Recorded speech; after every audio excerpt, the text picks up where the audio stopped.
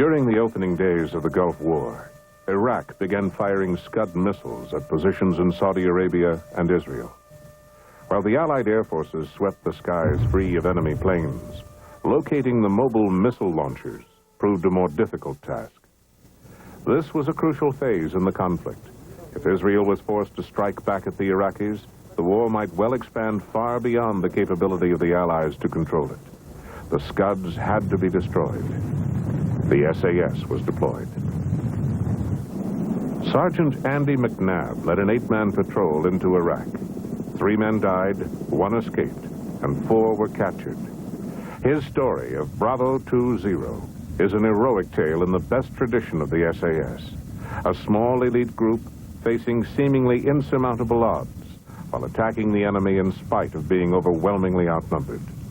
McNabb and his patrol are representative of a new breed of British forces, men who use unorthodox techniques and tactics. This is their story.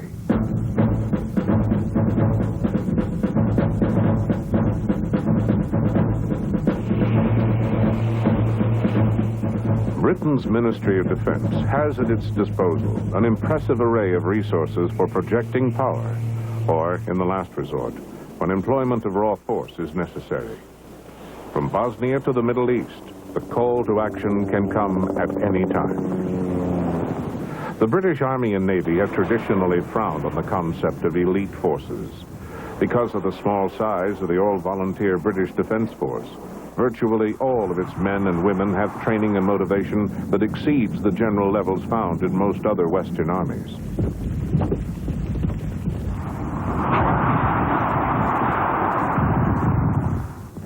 But there are those missions simply too difficult or too delicate for conventional troops.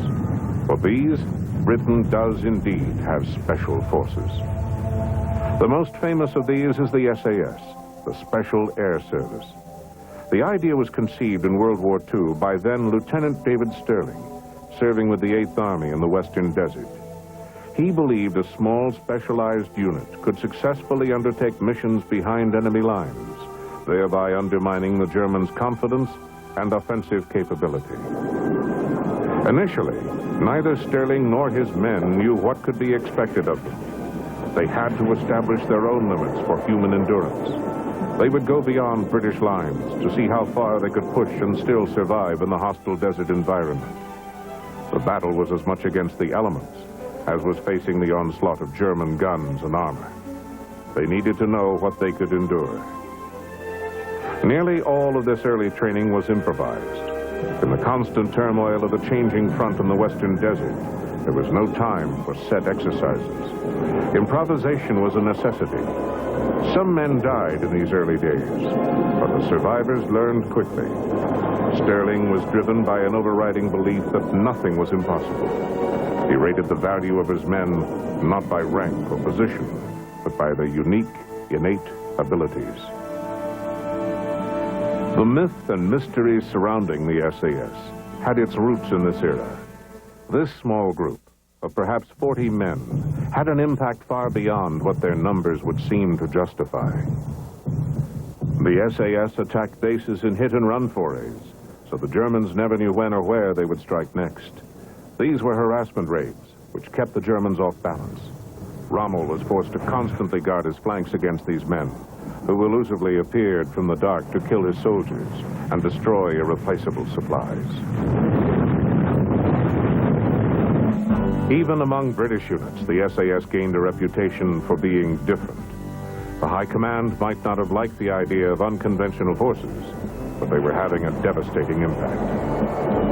While the SAS was building a name for itself, other commando units were also developing a sense of purpose and direction in raids against German-occupied Europe. The SBS, the Special Boat Squadron, was born.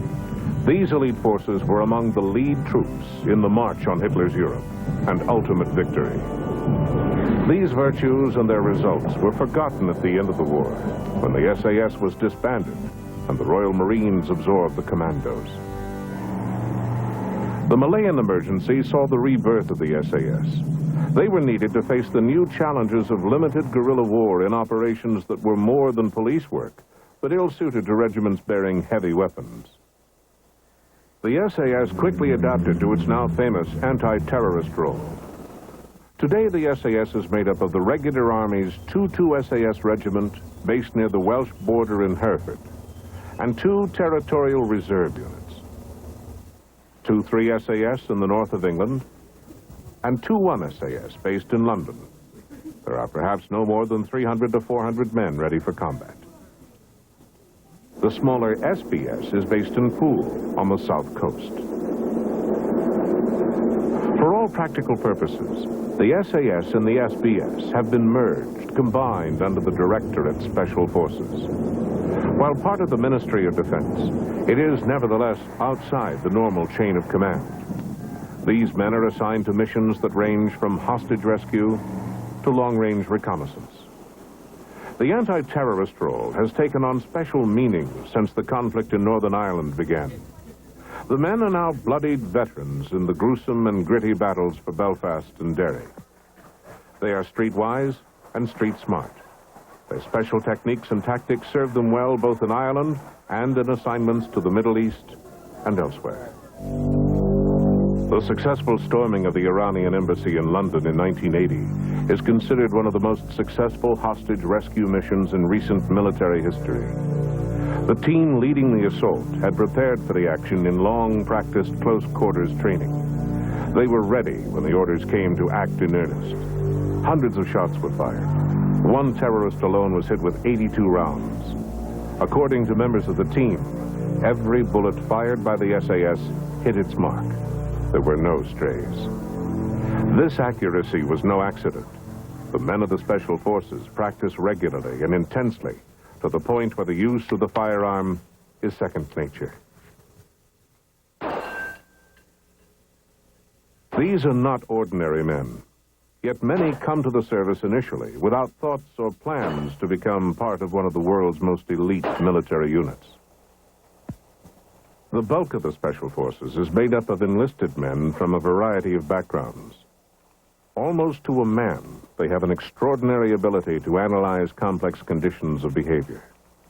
This gives them a tremendous advantage in dealing with an enemy or teaching others to follow SAS techniques. John Smith, a pseudonym, was a member of the assault team at the embassy and now teaches special weapons teams. His keen perception is reflected in describing methods of dealing with terrorists. Men in battle, they find themselves in 2 areas. There's a critical area and there's what they call a flight area. And people within a critical area or critical distance, critical circumstances, they find themselves in areas where it's outside of their control. They're absolutely backed against the wall, I suppose you could say. There's not only somebody coming in armed with sinister dress, but also screaming and shouting, which goes back to the old bayonet theory. You know, you shout, you scream, and it distracts and it adds more problems to other senses. Don't move! He says the fundamental approaches developed by the SAS for forced entries in situations such as hostage rescues gives the SAS an edge over almost any adversary. You got the total advantage. You got a total advantage because you know what you're going to do, when you're going to do it, how you're going to do it, and you're not alone. So I teach SAS. Surprise, aggression, and speed. Any one of those 2 will always make the third one. If you've got a good element of surprise, you've got a good element of speed, that'll always build up your aggression. If you're aggressive and you've got the speed going, that will always make a good surprise. Right? If you've got a good surprise and you're aggressive, you're going to build up your speed. So any 2 of the surprise, aggression, and speed will always give the third. The moment you drop one of them, you're only playing one, that you're not aggressive, or the speed isn't quite right, or it's too fast, then you're going to lose your element of surprise. So I find any 2 things, you get a good surprise going, you got good aggression, and you'll go at the right speed, and it'll always feed off each other. Probably the hardest one and the one that gets abused is speed. You just got to maintain that momentum, just keep going. Smith feels that adequate firepower, while important, is no substitute for emotional control. He feels that any successful assault requires absolute and total self-confidence. Emotional and psychological supremacy can be more important than superior arms. This is the case in either police, paramilitary operations, or full-scale combat.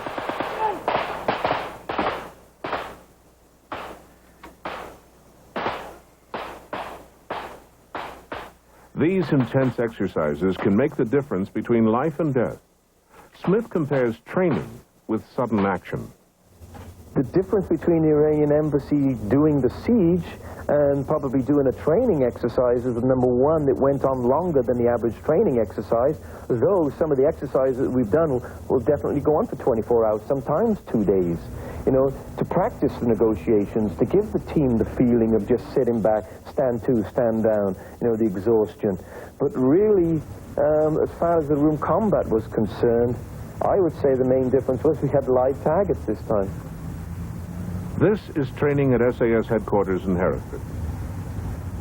The men of the SAS are quick to remind outsiders that they are not supermen. They maintain their skills through rigorous preparation. A veteran of many clashes, Smith describes how he prepared himself for street combat. You switched off until the moment that you're going to do it. Once you start getting down to finalizing, let me backtrack. It's not that you switched off. You're in different levels, I suppose you could say. If you put red as immediately, I'm in code red, I'm absolutely, totally and utterly alert, it's happening now, so you can come down in the spectras of the reds.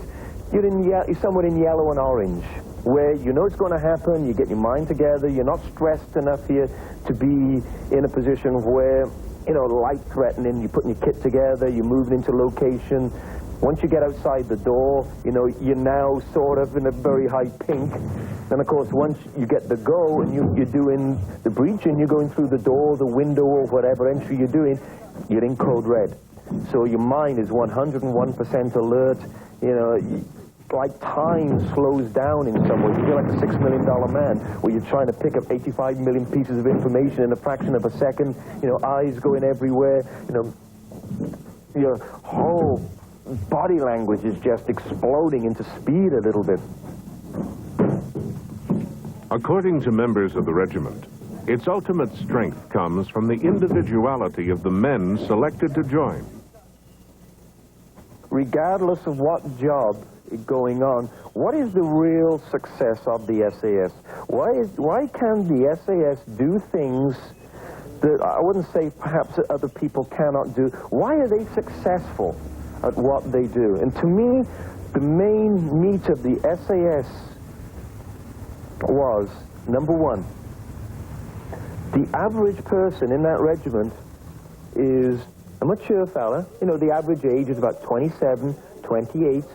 So you're talking, you don't have a green recruit. You don't have somebody that's only spent 2 minutes in the military.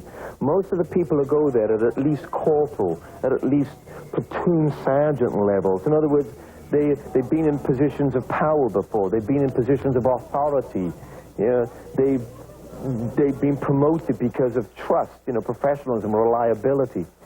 You then have a very, very hard selection. So the people who will get to the SAS are people that want to be there, are willing to go a little bit further than the average person.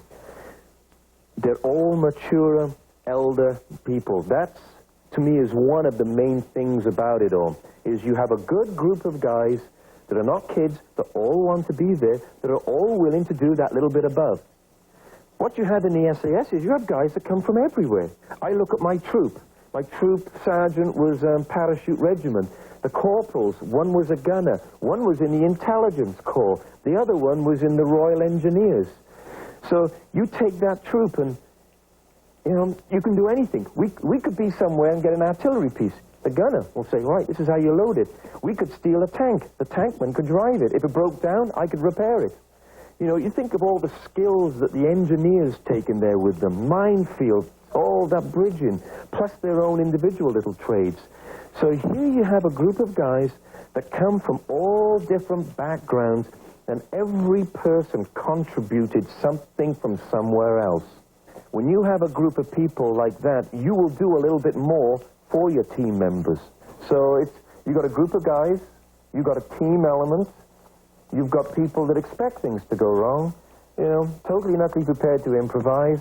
You hope within the experience of the group, somebody somewhere will know what to do and have come across that problem before. And, you know, there's no morale problems, there's no leadership problems. Everybody was a leader before, so can take orders, can give orders. And these orders may take the men virtually anywhere on a moment's notice. Each assignment is different. The famed SAS kit does not exist in any strict sense. The equipment used by the men varies from mission to mission. Because of the need for flexibility, the men of the Special Forces are experts with a wide range of weapons. The Heckler & Koch MP5 submachine gun is a favorite. It's versatile, accurate, and fast-firing, although the standard firing procedure is called the double tap. Shoot 2 rounds, assess your target, and fire again. They often carry a handgun as a backup weapon. This may be an automatic or the bulkier but always reliable revolver. These men may easily find themselves in situations where they simply cannot carry a firearm. But this doesn't mean they're not able to defend themselves. They're skilled in the art of unarmed combat. One favorite weapon used by the Special Forces is the coup baton. It is a short, solid rod of metal or heavy plastic that can easily be hidden or appear innocuous, perhaps hanging on a keychain. But in skilled hands, it can be a most effective weapon. This former Special Forces instructor outlines how to assert control in crowds or demonstrations. We have people who are not really aggressive towards us, that are just generally being awkward. This is classed as the lowest form of arrest, yeah, and it is also the softest form. Basically, all we're trying to do is make people obey our will by inflicting as little pain as possible, but enough pain to make them understand that they have to do as we want them to do. Okay, in the first instance, what it'll be is we've come to a situation where someone's holding onto the fence and refusing to move. Excuse me, sir, you're going to have to move from the fence. Solidarity. You're going to have to come along, all right?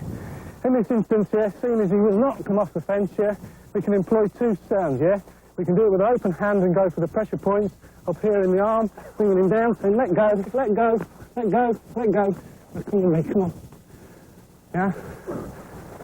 Come on. And then have him dragged away. Or once again, we'll come into the situation where we can use the coup baton, yeah? A lot easier bit of kit to use and a lot less restrictive. Same gentleman, you've asked him to move, he refuses to move, yeah? We come in, across the wrist, take down, and off, he's off. That form is the softest form of arrest, where someone's just restricting himself by holding on to something or being awkward. By applying pressure, you take him away, there's no problem. The next form is slightly harder. What it is the person isn't happy that you're going to take him away, and he tries to fight back by grabbing hold of you. In this instance, what we'll have is we'll have a 2-handed grip to the front, and what we'll do is we'll use our hands first, and then we'll use the coup baton afterwards, yeah? So you come along, and straight away the man's aggressive, and he grabs you to the front. But, yeah, the immediate reaction is to cover your body and the man with your elbow, yeah? Making it impossible for him to continue his attack forward. Then placed on the wrist here and turn it into an outside wrist lock. There. Okay, then forcing the man down. Taking it once again back into the reverse and lift him up. Okay, take him away. Going to have the same scenario, but instead of using just the hands, we're going to go back into the use of the coup baton. And what we're going to do is apply the outside wrist lock with the coup baton across the pressure of the wrist. Okay, this is a lot more effective because you can apply a lot more pressure. You're going to have to move, mate, you're going to have to come on. Oh, come on. Grab you. Yeah. On the front, down, across the wrist, pin it down, and back, yeah? Take the thumb, pressure point under the arm, and walk him away. Many of these techniques have been perfected in the urban warfare of Northern Ireland. Capturing someone from inside a car requires particularly quick and careful movements. This Special Forces expert describes making such an arrest. Well, we have a situation here where we're going to use the coup baton to extract someone from the car, yeah? The scenario is he's pulled up at the lights or at a junction and had to stop. We've did bust behind him, come up the side of the car, and one of us will extract him from the car. The door may be locked, In this case, we'll have the window open, but if the window was shut as well, then using the coup batons that we've got, the steel ones, we can actually pop the window and carry on, yeah? The only situation with this is that if you do pop the window, the people inside are usually so scared that they lean away from you, which means you actually have to go into the car to get them, okay? This situation, the man's driving with the window open, so there's no need to smash it, but we're going to drag him out of the car even though the door's locked.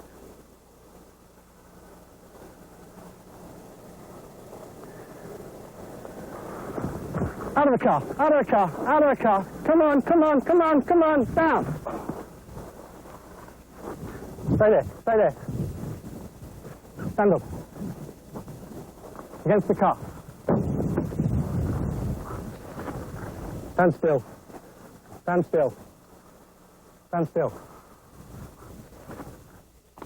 These are extremely uncommon skills.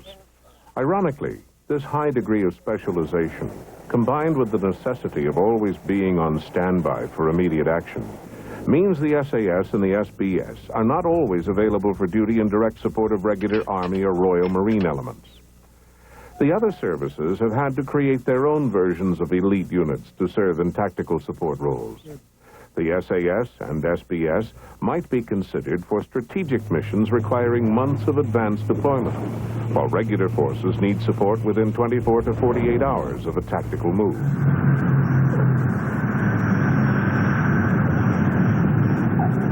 The Royal Marines have transformed the Arctic mountain warfare cadre into a more general long-range patrol group capable of serving anywhere. These men train hard and have their commanders' every confidence. Over the last 2 years, the Mountain Arctic Warfare Cadre has been developing more on the operational role, whereas during the past, it has only had a training role of training our Mountain Arctic Warfare instructors. It has now been expanded in size and renamed the Brigade Patrol Troop, and it now provides reconnaissance teams in support of 3 Commander Brigade. And so we've been developing more and more this reconnaissance role, an operational reconnaissance role, as opposed to in the past just purely having a training role. My unit works, the men work as 6-man teams, and in each team you'll have a sergeant, 2 corporals, and 3 Marines. And each of those teams will all be specialist reconnaissance operators, and within that team you'll have men who are further specialised in communications, in first aid, and in the skills that are required to make that patrol work. The Brigade Patrol Troop is very much a 3-Commander Brigade asset, and we are tasked by the Brigadier for whatever he feels is an intelligent requirement he wants to fulfilled. Unlike the likes of the SAS and the SBS, who may not be, or probably will not be, directly under control of the Brigadier 3-Commander Brigade, and will not necessarily report directly to him. So the difference being is, whereas the Brigade Patrol Troop are directly tasked by the Brigadier 3-Commander Brigade and are there to try and answer the questions on what intelligence requirements he has.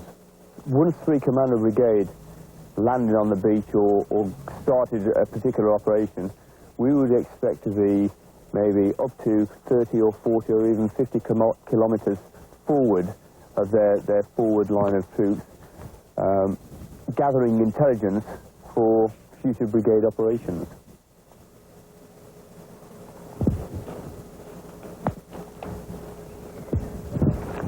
It is very easy to lead a unit like the Mountain Arctic Warfare Cadre, purely because every man here is highly motivated, maintains very high professional standards and takes a pride in his own professional standards, and he wants to be here because he enjoys the work. Once the man has been given a job to do, he'll generally be able to get on and do it without a continual requirement from myself or my sergeant major to chase him up and get on and do it. Everyone, once they're given the job, they will get on and do it. This survival exercise is typical of the training these men receive when time permits. It is a relatively simple test of techniques for escape and evasion. The scenario is that the men's helicopter has been forced down behind enemy lines. With minimal equipment, they must survive off the land for a week. In this case, the men are deployed on a remote Scottish island in the middle of winter. We came off the chopper, we were given the strip search, had the clothes put on us. We were given a quick bowl of stew, which everyone wolfed down like it was going out of fashion.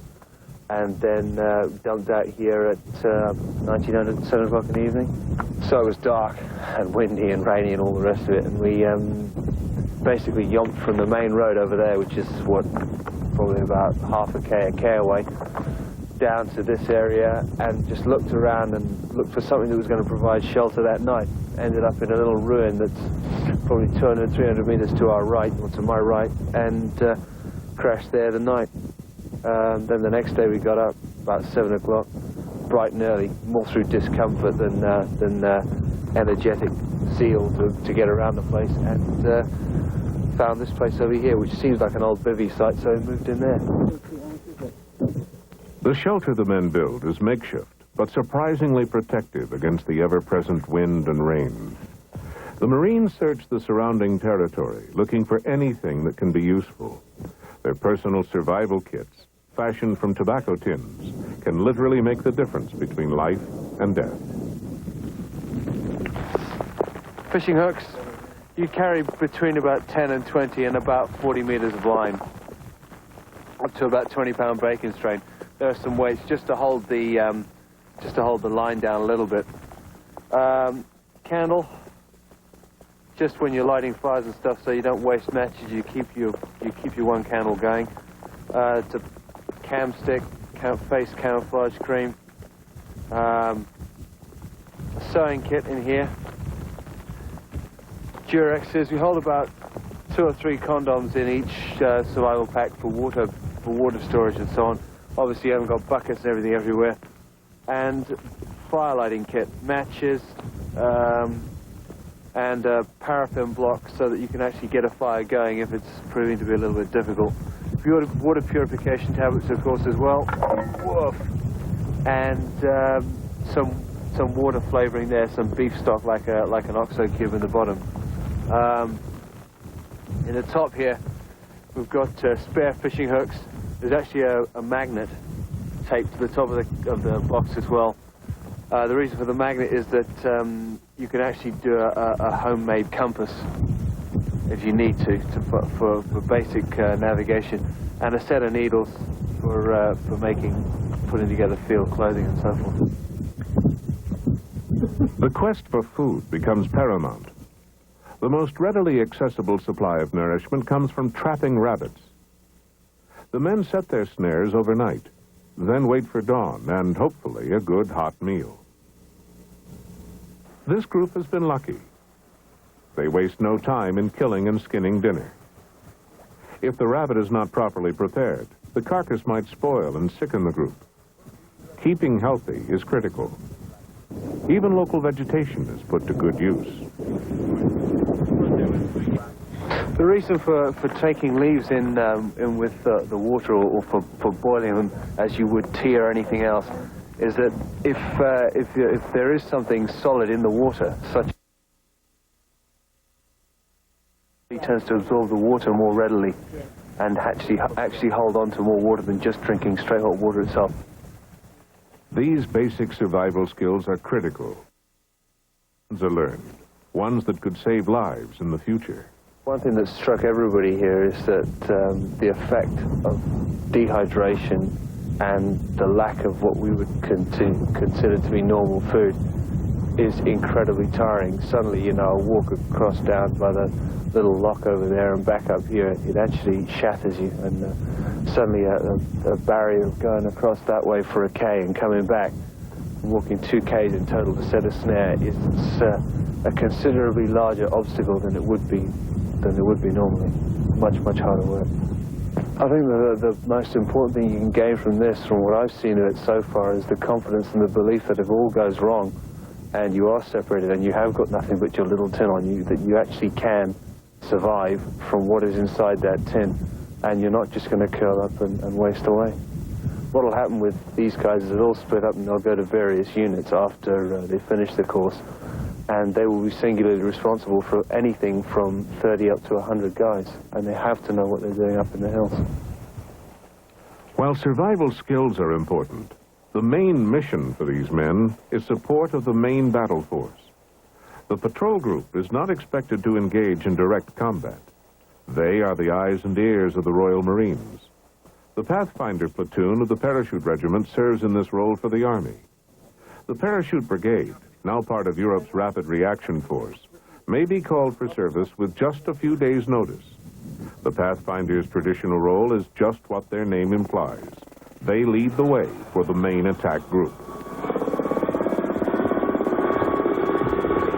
They are specialists in halo, or high-altitude, low-opening parachute jumping. The men descend from as high as 30,000 feet and require a complex oxygen system to remain conscious. Deploying at such a height serves several tactical purposes. Because the planes are flying so high, the men have several minutes of free fall before their steerable parachutes open. This means they can jump some miles away from their targets. Also, at 20,000 or 30,000 feet, the radar image of the plane may well be lost in the clutter of other air traffic, therefore maintaining the element of surprise. The kit carried by the Pathfinders or the SAS varies, as always, from mission to mission. At a minimum, the men will drop with a weapon, usually an M16 rifle, ammunition, a few days' survival rations, medical kit, and water. One SAS trooper in the Falklands campaign jumped with a kit weighing some 200 pounds. Because the Pathfinders are an intelligence-gathering body, they have little armament that would sustain them in prolonged contact with conventional forces. Even with their heavy packs, they must rely on their skill for survival. This armed reconnaissance is typical. The men walk cautiously through the brush. They must keep virtually silent, carefully avoiding stepping on twigs that might give away their position.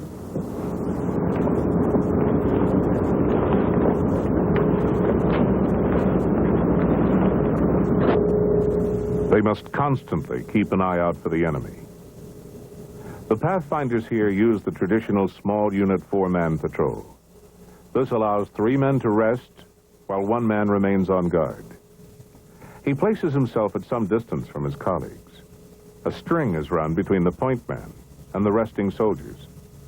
If the enemy is sighted, nothing needs to be said. Just a tug on the line would bring the others to instant alertness. These men know this training may well keep them alive in combat, as was proved during the Gulf War, when men like this found themselves facing a real enemy.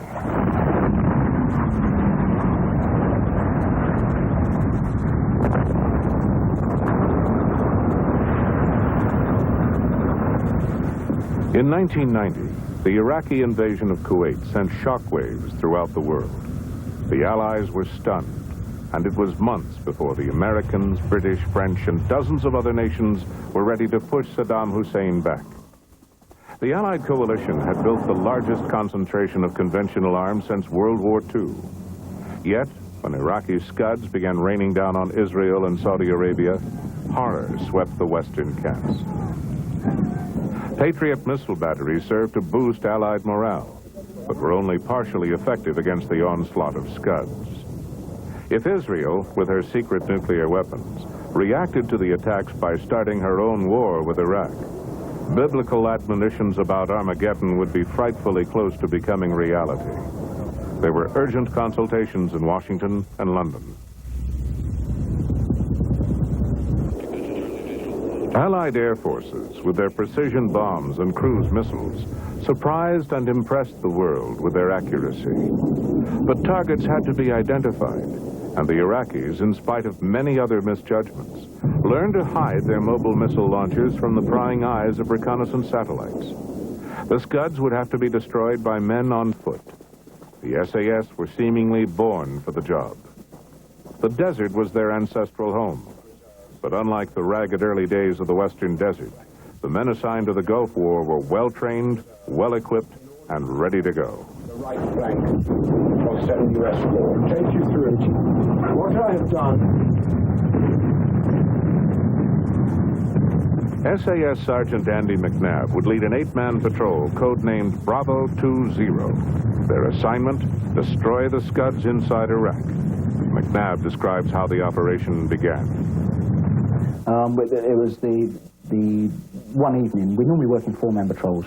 Myself, Vince, another patrol commander, was called forward to the officer commanding B Squadron and said, we have a task, and he gave what we call a warning order, which gives you what the task is going to be in rough sort of parameters of the task, and no move before, so that give you time to prepare. It was two four-man patrols put together because we were going to be so isolated and on foot, so it gave us more protection, if you like, having an eight-man fighting patrol rather than a four-man patrol. So we started to prepare for our task, which was firstly to cut the communications link between Baghdad and the Scud teams in northwest Iraq. So if we could cut the communications, that means the Scuds wouldn't know where or when to fire, so we wouldn't have to actually attack the Scuds, because what you want is the maximum damage with the minimum amount of effort. So our first task was to find a landline which run along the northern MSR, the main supply route from Baghdad to Jordan, basically. Now, if we can cut that communications link, that'd be fine. Our second task was to attack the Scud when we found them. Now, we do that in three different ways. We would call in an air attack. If we couldn't do that, we would then do a standoff attack with 66 anti-tank rockets. If we couldn't do that, we'd have to do a hands-on attack, which would mean prime target assassination of the surveyors and the operators, and the demolition of the transport erector launcher rather than the missile, because there was a possibility that they have binary chemicals, which we didn't want to get involved in.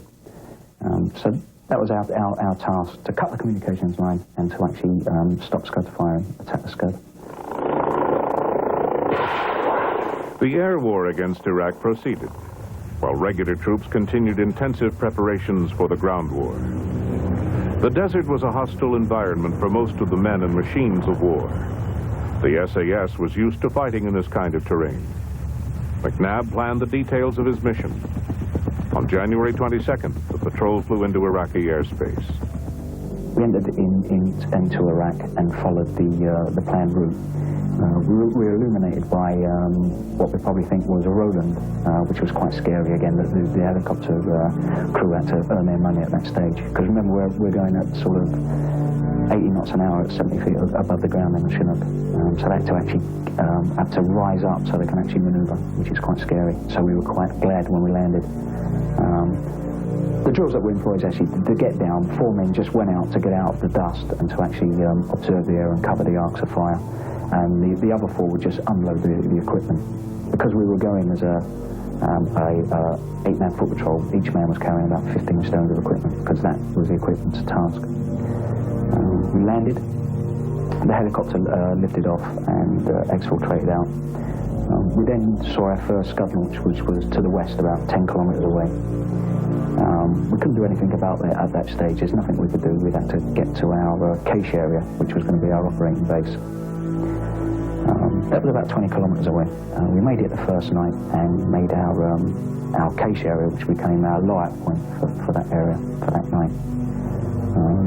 The next day we tried to send our situation report, our sitrep out. In fact, we weren't getting no communications at all. All day we tried, everybody's signals trained, but we didn't have no luck. But in our planning and preparation, we've catered for that eventuality anyway. There's no problems. The next day we had the same problem. Still no communications. However, we were still in our lost comms time frame, so there was no big problems. At about 4:30 in the afternoon, we heard goats. Again, this was no problems to us because we were in good cover and no tracks led to our lie-up point, or LUP. Unfortunately, we had twin S-60 anti-aircraft guns a couple of 100 metres away to our northwest. They didn't know we were there, and we were concealed. We was quite confident. It was then the goat herder, a young lad, 5 or 6, came with his goats, and we had eye-to-eye contact and sort of eyes big as saucers, and he knew what was going on and went screaming off to the guns. So we were compromised. We had to take that as a compromise. We started to prepare ourselves to actually move out, and that's just drinking as much fluid as we can, because we know it's going to be sort of, if we're not get involved in a contact, we're going to have to start making some distance. It was daylight, so we'd have to sort of move quite quickly. So we would start sort of rehydrating, just getting some chocolates down our neck, and then refilling our water bottles, just making ready to go. We then heard a tracked vehicle So we had to abandon what we was doing, and we stood to with the 66s. And the vehicle, in fact, turned out to be a bulldozer, which was trying to get up onto the main supply route. That actually left, and shortly after, we actually patrolled out. We left a lot of the equipment there, and we just carried our belt kit, which never comes off of us. It stays on us all the time. Our weapons and our Bergens, which are our rucksacks.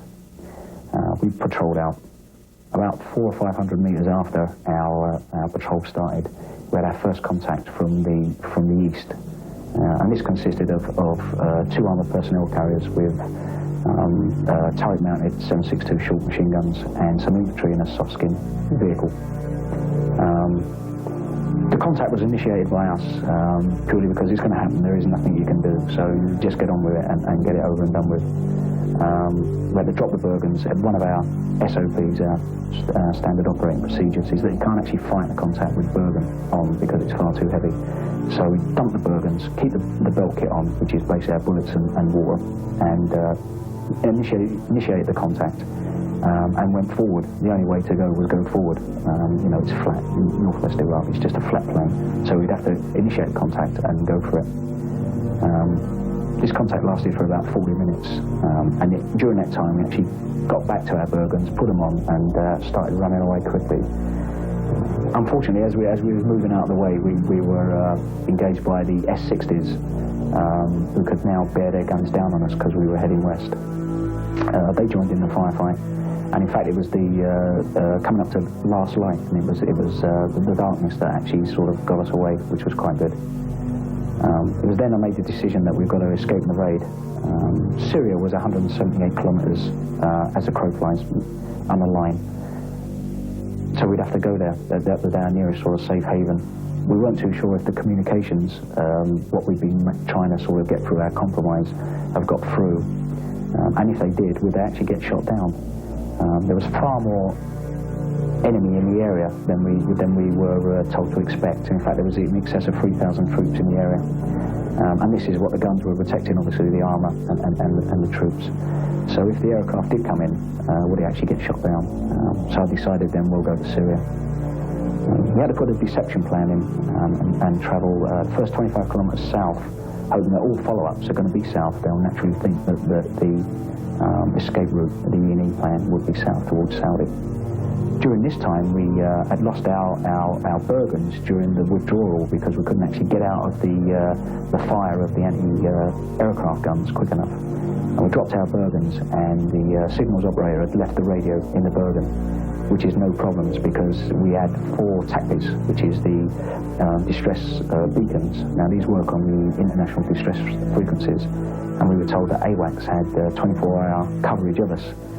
So you pull the pin and you speak to AWACS, and within 15 seconds there's normally this very calm, mostly female voice that come up and try and calm you down, and you're hollering and shouting, trying to sort of get fire down, and they'll just be talking very nice and calmly to calm you down. It doesn't work, but that's the theory. But nothing was happening, so we carried on trying with our TACBIs to raise AWACS. Since then we found we was 300 kilometres out of range of AWACS. They were 300 kilometres further south. While Scuds continued to cause havoc in Saudi Arabia and Israel, McNabb faced increasing difficulties on the march to Syria. One man was injured in the firefight, and another began suffering from hypothermia in the bitter cold. In the confusion, the men had become separated. 3 men in one group, McNabb and 4 others in another. They lost contact with each other. Still, McNabb was confident. SAS training had prepared the men to survive alone if necessary. In one hopeful moment, McNabb was able to relay his Bravo 20 call sign to a passing American aircraft. It was the patrol's first and only contact with friendly forces. But the temperature dropped, causing problems for the entire war effort. Another man was stricken with hypothermia. Hiding from passing Iraqi patrols, precious hours were lost reviving the stricken trooper while hiding. Once more, they were discovered by the Iraqis. McNabb was running out of options. We got out of that situation and sat down and have what we call a Chinese parliament. Just look at what's going on, look at all the factors that are affecting us, and come to a sort of a general sort of conclusion what we're going to do. And then it's down to the patrol commander to actually make that decision what is happening from the different sort of points of view. And because of the weather, if the weather didn't kill us, because we're all at different stages of hypothermia, if the weather didn't kill us, the enemy would. Far more enemy than we expected, far more. So I decided that we'll hijack the vehicle. And a couple of kilometres to our north, there was what we call a metal road, which is a basic tarmac road. We call it a metal road. We put an OP on that road, just to see what vehicles are going up and down. And they were what you would expect in a desert terrain. There were off-road vehicles, you know, Mazda pickups, Toyota Land Cruisers, 4-ton trucks. At last night, myself and Bob, another patrol member, would go up, leave our weapons and our belt equipment down with the other 3 members of the patrol, and wave down a vehicle, him pretending to be injured. The lights come from the west. We got onto the road at last light, waved the vehicle down, and as the sort of the lights stopped blinding us, instead of a Mazda pickup truck, it was a yellow taxi from New York, 1950s taxi. It was chrome, there was sort of white wall tyres, you know, it was all, you know, it was out sort of some strange comedy. We lifted the vehicle. Unfortunately, we were actually stuck on the road, so there's no way we can go across terrain. Again, our mapping was very basic. We didn't have sort of high quality sort of maps. What we had was air charts, what pilots use, and everything from the roads to power lines is approximate alignment only. So it was the case of me driving and another patrol member called Steve Lane with a compass, basically with a compass. And when we got to a junction, if it was going west, that's the way we were going. And we just sort of going through the built-up areas, getting caught in a traffic jam. We got out of that. We got about 11 kilometres from the border with Syria, and we actually got drawn into a vehicle checkpoint, which was a static vehicle checkpoint, a permanent VCP. We had to initiate a contact to actually get out of that, and basically it was just a lot of firepower and all getting out and running away quickly. Under the confusion, we can actually get away. We had to cross the border that night because we're now in a built-up area near the Euphrates and near the border. So, you know, where there's water, there's irrigation, vegetation, habitation. So we had to do it that night, and it was just a matter of keep on heading west. We got involved in another contact, a small arms fire about platoon strength. We got out of that contact. We then started to head over some high ground, and we actually saw the border with Syria. And it was like a scene out of Close Encounters, because you had the distinct line of the border where there was darkness, and then the lit area of Syria. Unfortunately, we couldn't carry on west because we come up against some anti-aircraft guns, which then their infantry started firing. So the only way was to turn north and go through the major sort of built-up area. We got through that and actually got onto the banks of Euphrates, and we were exactly 10 kilometres from the border. At this time, it was just a matter of calming down, refilling the water bottles, assessing what's going on. There was chaos at this time. People were firing all over the place, you know, probably firing at each other. There were some aircraft going overhead, so the guns, the anti-aircraft guns were firing. Everybody, total confusion, which we used to actually get away. We then started to slow ourselves down and actually patrol slowly, heading west. We then got caught up in a like a brigade rear echelon area. There was sort of a command structure there. There was lots of radio antennas, lots of sort of static sentries and vehicles moving around. This actually started a series of contacts that went on from sort of 11 o'clock that night until the early hours. And at one stage, the patrol got split into 3. There was myself and a New Zealander, a Kiwi called Mark, and there was the fellow called Dina and Steve Lane. There was 2 distinct groups. The 5th member actually was shot at some stage that night. He got a 7.62 short in the head, travelled down, come out of his stomach and hit a white phos. So, you know, at least he died quickly. So we were split into 2. There was no way we could actually get ourselves together. Again, it was total chaos. They were firing at us, we're firing at them. They were firing at each other, lots of shouting, lots of light, lots of confusion. Senior Allied officers still didn't know the fate of Bravo 20. The patrol finally broke up. McNabb came within 2.5 miles of the Syrian border and freedom. But, like his remaining team, he was captured and taken to Baghdad. While the city was being pounded by Allied planes, they were tortured. The men stuck to a cover story that they were part of a search and rescue mission. They would die before revealing they were members of the SAS. We went through interrogations where we were stripped of our clothing, continuously blindfolded and handcuffed. We were beaten with planks of wood. We got flogged. I had a spoon that was heated over a paraffin heater, rubbed onto an open wound on my leg. I had some teeth damage at my back molars on the left-hand side. And at one stage during the interrogation, they said they've got a dentist who was a dentist who had practiced in London for 9 years, and he'll come and sort my teeth out. And in fact, this dentist came in and pulled them out with pliers. So there was a continuous interrogation routine that they would go and get one of us, finish with us, and then go and get the next. When we were in the cells, there was a routine of people being beaten by the guards.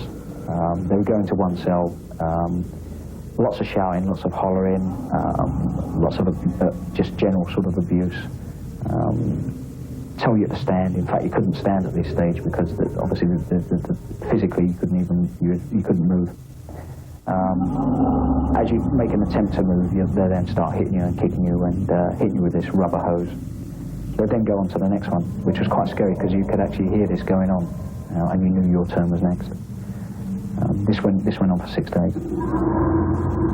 I was then taken in for an interrogation, and they said they knew I was the commander and that they had people in hospital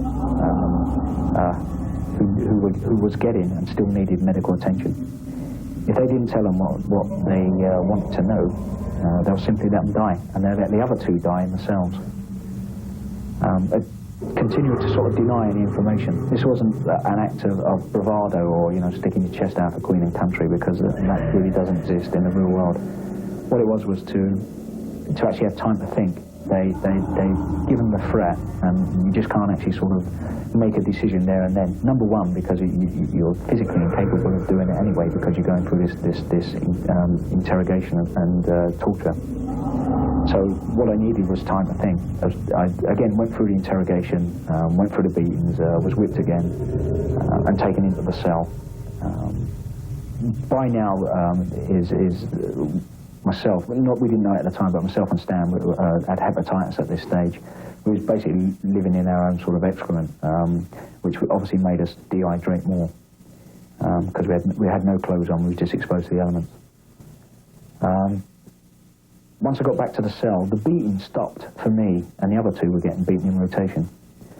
So what I decided to do is break into another colour story, and hopefully take the chance that they'll believe it, and hopefully keep it. I had to take their threat for real. I had to take the threat that they would let people die for real. I eventually got taken in for another interrogation, and I told them that we were members of what we call COP platoon, which is a close observation platoon. Now, every infantry battalion in the British Army has got a close observation platoon.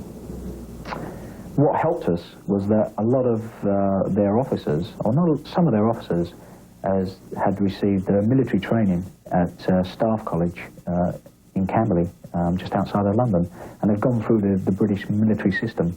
So what I was saying actually sort of equated to somebody who was listening there, and we got away with it. We actually got away with it. The other 2 were taken in to confirm the story, and obviously switched on what was going on, and we actually got away with it. The motto of the SAS is, "Who dares, wins." McNabb's daring lie worked. The torture eventually ended. The regular forces would soon begin the ground war, and Kuwait would be liberated. The 4 captives were released to the Red Cross and freedom. Joining the only man who had escaped to Syria, they headed back to England. The remains of their 3 dead colleagues also returned home. The account of Bravo 2-0 is remarkable, but not that unusual for the SAS. Most of the stories behind the gravestones of the SAS cemetery cannot be told outside the regiment. These legends are the personal legacies of Britain's Special Forces. They will not be forgotten.